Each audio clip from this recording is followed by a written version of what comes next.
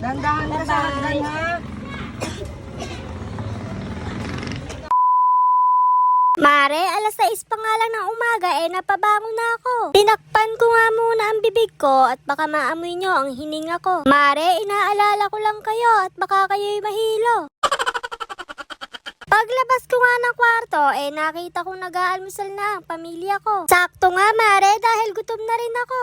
Kumain na nga ako at ako'y baka malipasan pa ng gutom. Papasok na nga ang kapatid ko at matatahimik ng ilang oras ang bahay namin. Mare, pag alis nga nila, nanonood ako ng movie. Masarap kasing mag-isa sa bahay at magmuni-muni. Maya-maya nga lang, nag-init ako ng tubig para makaligo na ako. Habang nag-iinit, naghahanap naman ako ng masosuot ko. Sinundo nga nila ako para magsabay-sabay kami kumain ng tanghalian. Bumili nga lang kami ng lutong ulam at hindi na kami nagluto. Pagkakain, nagprint naman ako ng mga waybill. Mare, nagre-rep pa kami ng order sa Shopee at TikTok. Hinatid nga namin ang kapatid ko dahil babalik pa nga ng tanghali. Paghatid na namin, nag-withdraw lang ako sandali. Mare, bayaran pala ng wifi namin kaya nagbayad na kami sa 7-Eleven. Sa dami nga ng bayarin, parang gusto ko na lang gumiling.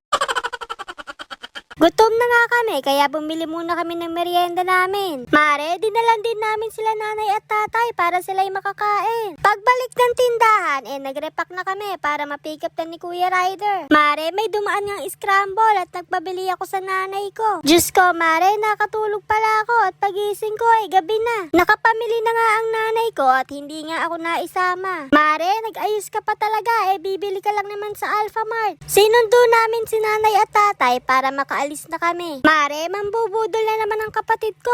Ayaw talaga magpaawat. Ang binili nga namin ay mga kutkutin sa bahay. Pag uwi namin ay kumain na kami ng hapunan. Mare, ang ulam nga namin ay galunggong at ampalaya. Pahirapan na naman nga at hindi ako nakain ng gulay.